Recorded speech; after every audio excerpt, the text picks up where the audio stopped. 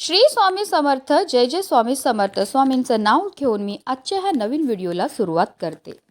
यंदा माघी गणेश जयंती 22 जानेवारी गुरुवारी येत आहे. या दिवशी गणपतीचा जन्मोत्सव साजरा होतो. या दिवशी केलेल्या पूजेमुळे घरात सुख समृद्धी येते. श्री गणेशाची आराधना केल्यानंतर प्रत्येक शुभ कार्याला सुरुवात होते.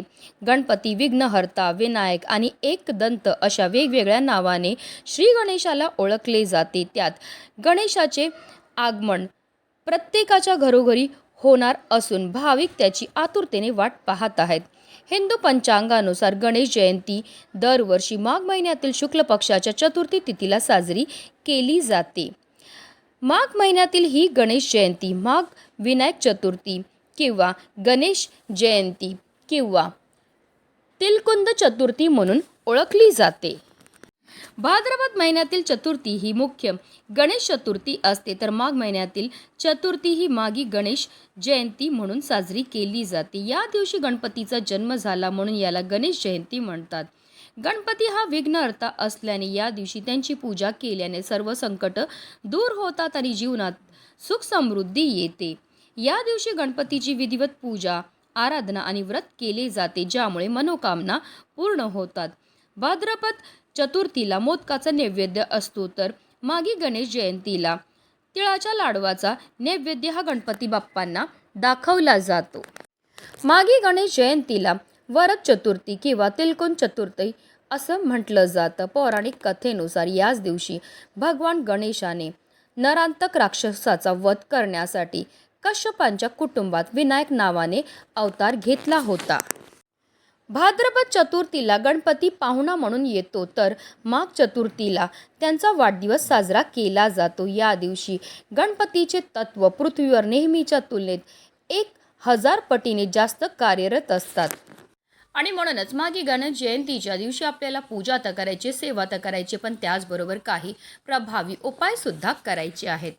पण माघी गणेश जयंतीच्या दिवशी आपल्याला काही चुकासुद्धा आवर्जून टाळायच्या. तसेच घरामध्ये चुकूनही या भाजीचं आपल्याला सेवन हे करायचं नाही. जर कळत नकळत आपल्याकडनं या भाजीचं सेवन केलं गेलं तर त्यामुळे आपल्या जीवनामध्ये गरिबी आणि दारिद्र्य हे येऊ शकतं.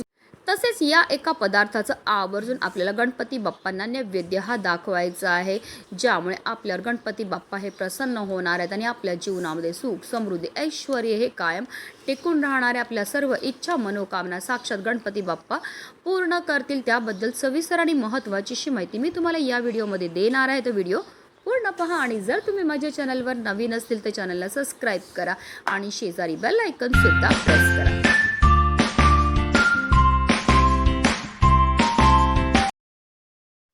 या दिवशी आपल्याला सकाळी उठून स्नान करायची आहे. अनेक घरांमध्ये या दिवशी गणपतीची मूर्ती किंवा फोटोची प्रतिष्ठापना केली जाते. नैवेद्य बाप्पांना अर्पण केला जातो. बाप्पांना मोदक अतिशय प्रिय आहेत. मात्र माघी गणेश जयंतीला तिळाचे विशेष महत्त्व आहे. तिळगुळाचे मोदक किंवा तिळाचे लाडू नैवेद्य म्हणून अर्पण केले जाते. या दिवशी आपल्याला आवर्जून गणपती अथर्व शीर्षमचं पठण करायचं किंवा संकटनाशक स्तोत्राचं पठण करायचं. यामुळे आपल्या घरामध्ये सुख समृद्धी येते. भाद्रपद गणेश चतुर्थीप्रमाणे या दिवशीही चंद्र दर्शन टाळले पाहिजे. 22 जानेवारी रोजी सकाळी 10:14 पासून ते रात्री 10:04 चंद्र पाहणं वर्ज्य आहे, अशुभ मानलं जातं. ज्यामुळे असं म्हटलं जातं की व्यक्तीवर खोटा आरोप लागण्याची शक्यता असते. मध्यान्ह पूजा मुहूर्त हा सकाळी 11:29 पासून ते दुपारी 1:37 असणाऱ्या हा काळ गणपतीच्या पूजेसाठी अत्यंत शुभ मानला जातो. कारण गणेशाचा जन्म मध्यान्ह काळी झाला होता असे शास्त्रात सांगितले आहे. म्हणून आपल्याला सुद्धा आवर्जून याच वेळेत गणपती बाप्पांची पूजा ही करायची आहे. गणेश जयंतीनिमित्त रवी योग सकाळी 7:14 सुरू होणार आहे आणि दुपारी 2:27 हा योग राहील. हा एक शुभ योग आहे जो सर्व नकारात्मक प्रभावांना दूर करतो. या दिवशी भद्रा दुपारी सुरू होणार आहे. यावेळी भद्रा पृथ्वीवर असणार आहे, त्यामुळे भद्र कालात कोणतेही शुभ कार्य केले जाणार नाही. गणेश जयंतीला भद्रा दुपारी 2:20 सुरू होईल आणि 23 जानेवारी रोजी पहाटे 2:38 चालेल. हे तर तुम्हाला मी महत्त्व सांगितलं, कोणत्या वेळेत पूजा करायची त्याबद्दल सांगितलं. पण आपल्या शास्त्रामध्ये अशा काही चुका आहेत ज्या आपल्याकडनं जर कळत-नकळत झाल्या तर त्याचा परिणाम जो आहे तो आपल्याला वर्षभर भोगावा लागतो. तर आता आपण जाणून घेऊया की आपल्याला कोणत्या चुका या दिवशी करायच्या नाही, तसेच या दिवशी आपल्याला कोणत्या भाज्यांचं सेवन हे करायचं नाही. जर कळत-नकळत आपल्याकडनं या भाज्या खाल्ल्या गेल्या तर बाप्पांची अकृपा होऊ शकते आणि घरात दारिद्र्य येऊ शकतं. मागी गणेश जयंतीच्या दिवशी तुम्हाला मुळ्याचं चुकूनही सेवन करायचं नाही. मुळ्याची जी भाजी असते ती चुकूनही आपल्याला घरी आणायची पण नाही आहे किंवा खायची पण नाही आहे.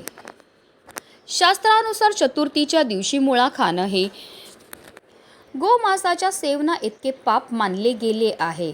कारण मुळा हा तामसिक गुणांचा मानला जातो आणि त्याचा संबंध राहू केतूशी जोडला जातो.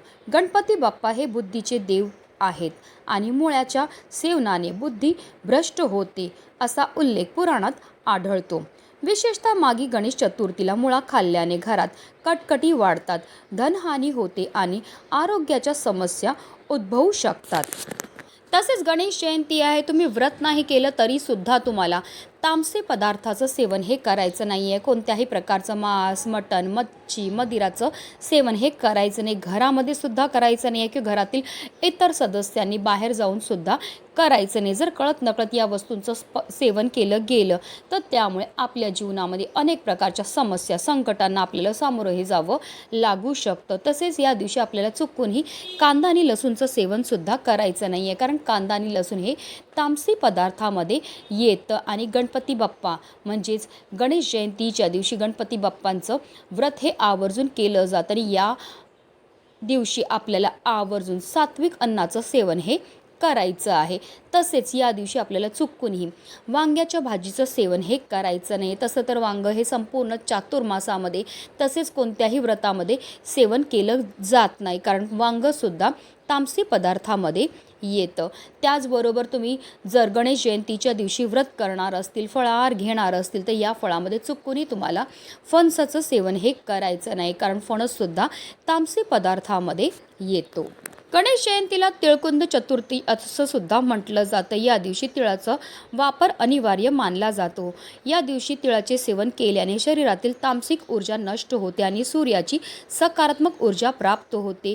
यामुळे आरोग्य उत्तम राहतं आणि जुन्या आजारापासून मुक्ती मिळते. बाप्पाला गुळाचा नैवेद्य अत्यंत प्रिय आहे. या दिवशी गुळाचे सेवन केल्याने कुंडलीतील मंगळ ग्रह बलवान होतो. यामुळे आत्मविश्वास वाढतो आणि रक्ताभिसरण सुधारते. तसेच अन्नामध्ये शुद्ध तुपाचा वापर केल्याने घरातील दारिद्र्य दूर होते. तसेच हा पदार्थ खाल्ल्याने प्राप्त होते अफाट ऐश्वर्य. तसेच शास्त्रात आणि पुराणात असा उल्लेख आहे की जर तुम्हाला आर्थिक समस्या असतील, घरामध्ये आलेला पैसा टिकून राहत नसेल तर गणेश जयंतीला मोदक म्हणजे विशेषतः उकडीचे मोदक केवळ गणपती बाप्पांना अर्पण करून ते प्रसाद म्हणून सहकुटुंब ग्रहण करणं अत्यंत शुभ मानलं जातं.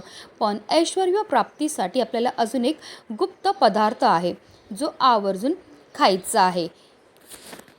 तसेच या पदार्थाचा आवर्जून गणपती बाप्पांना नैवेद्य म्हणून सुद्धा दाखवायचं आहे. तर आपल्याला गणेश जयंतीच्या दिवशी बाप्पांना 21 खडी साखरेचे खडे आणि ओल्या खोबऱ्याचा तुकडा अर्पण करायचा आहे आणि त्यानंतर तो घरातील सर्वांनी एकत्र बसून खायचा आहे. तर यामुळे आपल्या घरामध्ये अखंड लक्ष्मी वास करते. खडीसाखर ही शुक्र ग्रहाचे प्रतीक आहे जो ऐश्वर्य आणि विलासाचा कारक आहे. तर खोबरे हे चंद्राचे प्रतीक आहे जे मन शांती देते. जेव्हा आपण हे बाप्पाला अर्पण करून खातो तेव्हा आपले जीवनात आर्थिक अडथळे दूर होतात आणि ऐश्वर्य प्राप्त होतं. या दिवशी काही वस्तू विशेषतः गणपती बाप्पांना आपल्याला अर्पण करायच्या. त्या अर्पण केल्यामुळे आपल्याला विशेष फळ हे प्राप्त होत असतं. या दिवशी आवर्जून आपल्याला गणपती बाप्पांना तिळाचे लाडू अर्पण करायचे. यामुळे पापाचा नाश होतो आणि शनी दोषापासून मुक्ती मिळते. तसेच आपल्याला आवर्जून केळीसुद्धा गणपती बाप्पांना अर्पण करायचे, यामुळे घरामध्ये वंशवृद्धी होते आणि स्थिरता येते। या दिवशी गणपती बाप्पांना पंचामृत अर्पण करायचं आहे, यामुळे बुद्धी तल्लख होते आणि निर्णय क्षमता वाढते। गणपती बाप्पांना उकडीचे मोदक अर्पण करायचे, यामुळे आपल्याला सर्व कामात यश मिळते आणि सुख समृद्धी प्राप्त होते। जेव्हा आपण हे नैवेद्य गणपती बाप्पांना अर्पण करणार आहेत, तर आपल्याला शुद्ध मनाने आणि भक्तीने अर्पण करायचे आहेत। तर ही माहिती होती की आपल्याला गणेश जयंतीच्या दिवशी कोणत्या भाज्यांचं सेवन हे करायचं नाही आहे, तसेच कोणते नैवेद्य हे गणपती बाप्पांना अर्पण करायचे आहेत। म्हणूनच व्हिडिओ जास्तीत जास्त लोकांपर्यंत शेअर करा, जेणेकरून प्रत्येकाच्या आयुष्याचं कल्याण हो, हीच मनामध्ये इच्छा। गणपती बाप्पा मोरया।